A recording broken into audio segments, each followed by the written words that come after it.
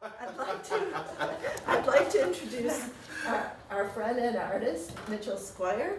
And Mitchell Squire is an artist who has shown all over the nation, and he teaches at ISU as his home base, but also at several other institutes. And his work is always dealing with ideas and issues that pertain to the present and often pertain to race. And without any further ado, I'd like us all to welcome Mitchell Squire. So I'm happy to come here. I obviously didn't prepare anything. You guys didn't want to lecture. I'm a professor, so I can talk for hours. I think we were most interested in finding out what your work is and hearing specifically about it. Okay, this piece here was made 17 years ago for my first one-person show, which was held here at the Anderson Gallery. At the time, Nora Wendell was, I think, director of the gallery. That was a seminal exhibition in many respects, I think. And I went into it not knowing what was going to happen, except I had scripted a particular performance that I was inviting a student to come assist me with. I invited two students. One was a singer and the other was an organist, a keyboard artist. And I had the fancy idea that I wanted to be eulogized for my first one-person exhibition. That I wanted to come and be dead, as it were. Now that's not common. That's along the lines of a Joseph Beuys kind of thing. I believe, he might try to pull something off like that. I don't know why. I was dealing with still lifes and vanitas in terms of an aesthetic at the time, and so I created this large, lengthy sort of array that was a plywood box with artifacts and things situated on top of it. I had some very small hair sculptures that I made with my son's hair that were sticking in the walls, and some pieces were framed. And I would be inserted in this box prior to the start of the show. So for my first one-person exhibition, for all practical purposes, I was not present. Right? I was in the box. The only way you could see me was through an oculus about that size that was on the side of the box. And I was trying to portray as if that person had grown up to become me, a picture of a little black boy, who was sitting on a spotted pony that was among the array of artifacts positioned on top of this box. And so I was dressed in full cowboy outfit, black 10-gallon hat, chaps, the whole works, right, boots. I even had a little revolver inside. And so I thought that there was something to be said about things having been left us, and I'm sort of thinking about a James Baldwin conversation that he had. I don't know how many of you have seen the film I'm Not Your Negro. Have you seen that at all? We saw that for the class. Oh, good. Well, when James Baldwin was in Paris and about to return, you may recall, right, he had been an expatriate. He was going to return to do this work he wanted to do in telling the story of Medgar Evers, Martin Luther King, and Malcolm X. And toward the front end of that film, he is sort of, Samuel Jackson, who is narrating the piece, read that James felt that the things that most people treasured or desired in American culture, baseball, apple pie, etc., he said had left him, right, at that point and was not present in him, in the sense that he didn't desire those things anymore. Also, I think that is an interesting sequence of events if one is going to enter culture as a kind of witness, which he believed himself to be. That you would somehow be emptied of those things that you treasure most, right? So that you can, with clear eye and passion, see the situation for what it was. For some strange reason, I felt that at the time. Never having read that particular piece by Baldwin because that work was unpublished. But I felt that at my one-person show, my first sort of serious public outing, if you would, that I was going to empty myself, and by that I meant I was going to present myself as no longer being here. So, the student that I asked to join me to eulogize me in song was a young Theaster Gates who was at Iowa State University at the time. I had just met him weeks earlier, and we hit it off famously. And I remember our conversation on the elevator. I asked him, as I often sort of do with students, "What do you do?" I said. And he says, "I'm a potter." And I looked at him, I said, I said, "But what do you do?" He says, "Oh, I'm in urban planning." And I looked a little perturbed at that point. And then I asked him a third time, "No, but what do you do?" And he said, "I sing." And I said, "Yeah, okay." And so we had a couple of conversations up in my office, maybe out for coffee or something like that, and I just invited him. I had a good feeling about him.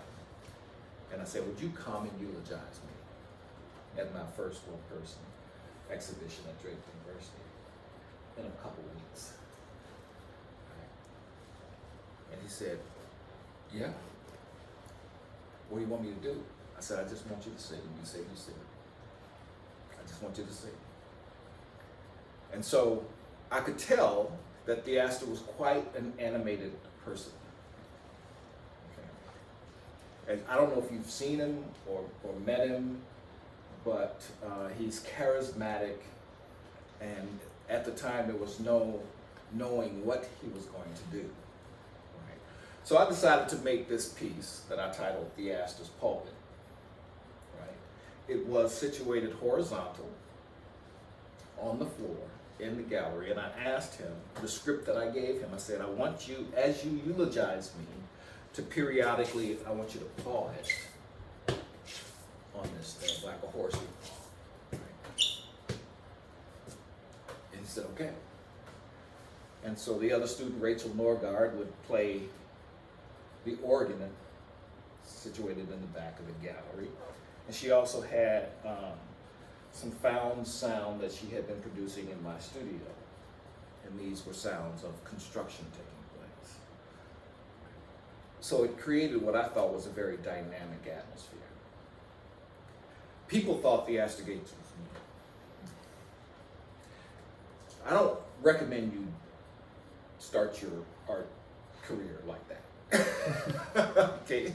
But I recently talked to, because my students currently were following me on this Instagram, and I shared this little clip of a video of Theaster on opening night. I don't know, maybe it's a minute long or something like that, where you can kind of see him doing his thing. So my students asked me, "What was that all about?"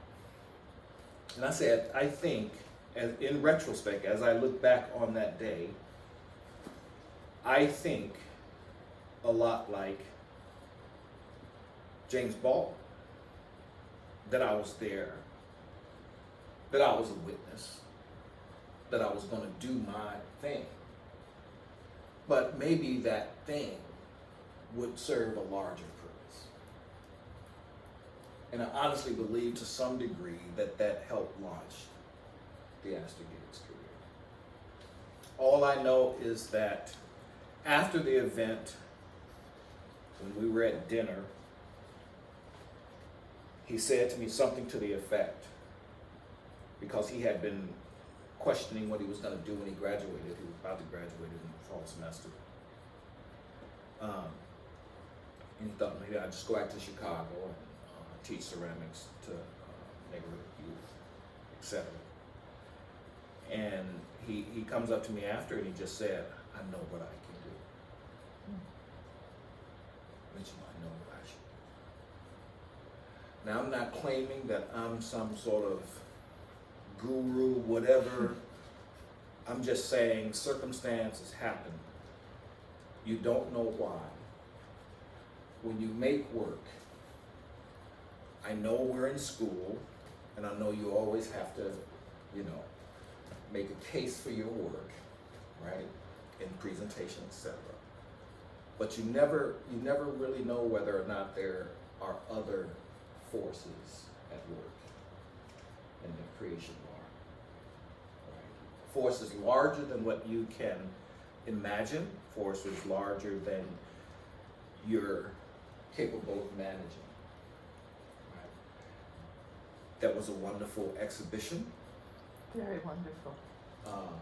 I think it cemented itself in quite a few people's memory. Right?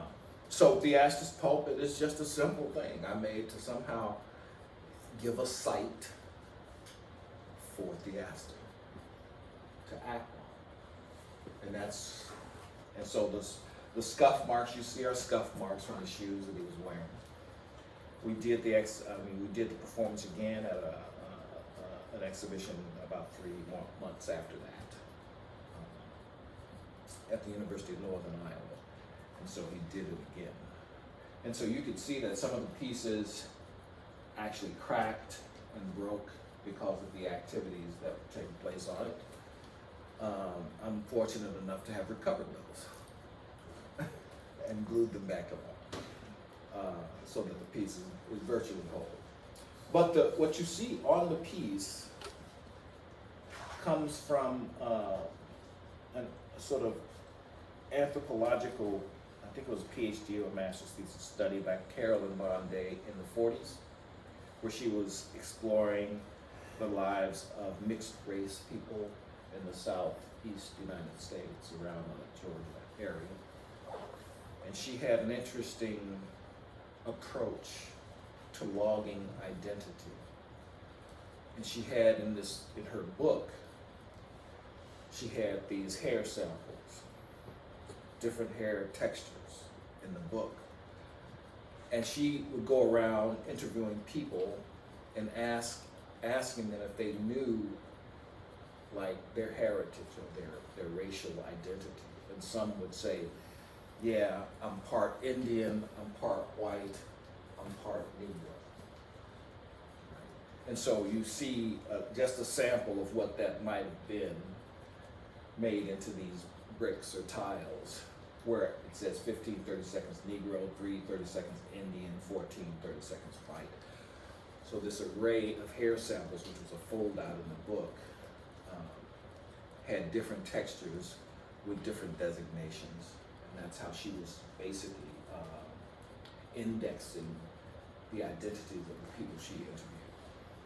And that's probably why I had hair sculptures supplementing the show. And I believe, Munachi, you're going to be writing about this. I'm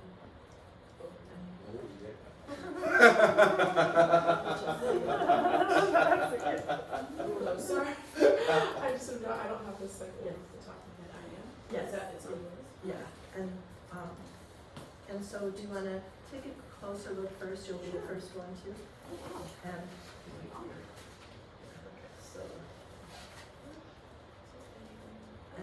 And so, yeah, and so, do you have any questions as you've heard Mitchell talking about this?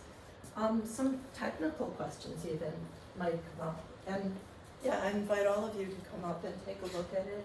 Can they touch it too? Or should they not? Yeah, they can touch it, yeah. So you can I'm touch. just seeing, that's the picture that I had on show. That was a blackboard. Yeah, I was like, I can get your catalog. Let me try and hold on. Good spot here. Yeah, and everyone's Which going. one this is posted with? Is the symbols of the physical, like, That was a way that a young black researcher was indexing racial identity in her study of mixed race people in the southeastern United States. And how did you decide to keep it the dimensions that you had? I know you called it a pulpit. Was that always in Yeah, that your was- mind that? Well, I don't think that there was anything super critical about the size of it. It may have been incredibly practical in the sense that I could make them with the available bricks that I had. Because I did make a portion of the piece that was on top of the box out of those bricks as well. And these may have been remained, and I could fashion something that could work. Can you talk a little bit about how you fashion them? Are they ceramic? Oh, no, they're dental plaster. I created a mold, a rubber mold, and basically, cast them one after another. I only had one mold, so I did them one after another. Spent a lot of time doing that. did you ever think of using this design method or anything? Or did this, a different like design method of like the way you constructed it? Did you ever think of doing anything different or what really stuck out in that style? It only if I had time, I probably might have. I did a number of different bricks. I did a casting stone brick that was black. I did one that was like a terracotta color. But I thought in some ways this one would, because I had the plaster available, Yeah. right? Thought it would work fine and capture some of the essence of someone calling on the surface. And how long did it take you? Sorry, I may have missed some of the No. intro part, but how long did it take you to put them all together? This piece, once the tiles or bricks were made, it was just glue them down. Oh, Yeah, and they're glued onto a plywood board that is, chamfered in white. So all you saw was the white, yeah. right, on the white edge. And I just recently, I guess the last 2 or 3 years, I think when you came to my house, I had just gotten the frame. Oh, that's right. Right, And so. that was, I was really amazed to see it. Yeah, so the frame is relatively new. I told Theaster years ago, I said, I still have this. I'm just waiting for you to really get big before I sell it.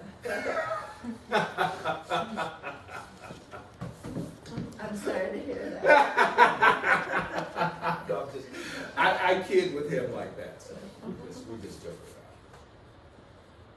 around. One of the other things, when you think of a piece, do you think of it as being just the facts, or does it feel pointed to you about the blood percentages? At this point, I think it's in the similar way that her index or analysis was kind of dry and super factual. I didn't feel any need to sort of push beyond just if I were to do it again, I would probably have a greater diversity of identities. That's the same mold, same brick. That would be the only change that I would make. But I just felt that those were the facts of the study, right, that she had put together. It was published by Harvard. I see it as a pulpit? Because I knew he would be eulogizing me. Oh, so, Right, and so I imagine that taking place in spirit of a black church where someone would be standing up saying something, but in this case, Theaster would be singing. And somewhere deep in my archive, I have the audio of the performance at UNI, and I have the full-length video of the performance here. I know, I would like to get that from I you. did not and have not ever looked at it. I've only looked at, because we had another camera, we had the main camera on one side of the gallery and another guy brought a camera and he sort of periodically made some recordings and those were on file. I haven't looked at it before. So that shorter one was The from shorter that, one, yeah, yes. okay. and one last question for me. My art criticism person wants to know if I should make something of the fact that it is a white piece and that it is turning black as it was used. As the art critic, you should say what you want to say.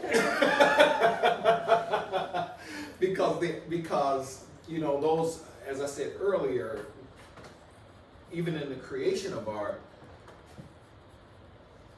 we like to think we're in complete management of all the possible references that can be made. And I know for certain that I am not. I know for certain that there is something to be said about the creative flow that takes place in it, and you do the work, and the work has a life beyond you. And so yes.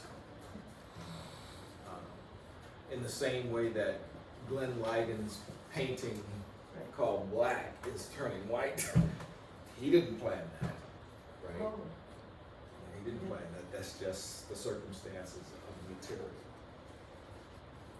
Do you see this as being so, are you gonna, maybe, I don't know if you thought about this, Lenore, will it be displayed on the ground or on the wall? It's set up just on the wall. It's been on the wall in my So studio. that's how you come in, so, just curious. We'll talk about But that. yeah. Yeah. Your mind was like, I sort of want to hear what the class thinks too, because I had not imagined it on the ground or close to the ground. And when you were talking, I started thinking about that. I'm also thinking about the audio. And wouldn't that be cool to have a little bit of the audio, at least through headphones? But part of it will be like how you see it and how you understand it, and we'll talk more about it. If you make me, I'll fish around for 2 days in my archive just to find the audio. Well, what do you think? You'll see Theaster doing his thing, right, in the background of this image, on top of that thing. You can see on the side of the box, the little oculus that would allow you to see me inside the box. Were you on your stomach in the box? No, I was on my back. Oh, okay. I couldn't tell. was it hot? No, and I do have another video clip of right when I was climbing into the box, and I think the provost, Drake, came by and expressed a bit of concern,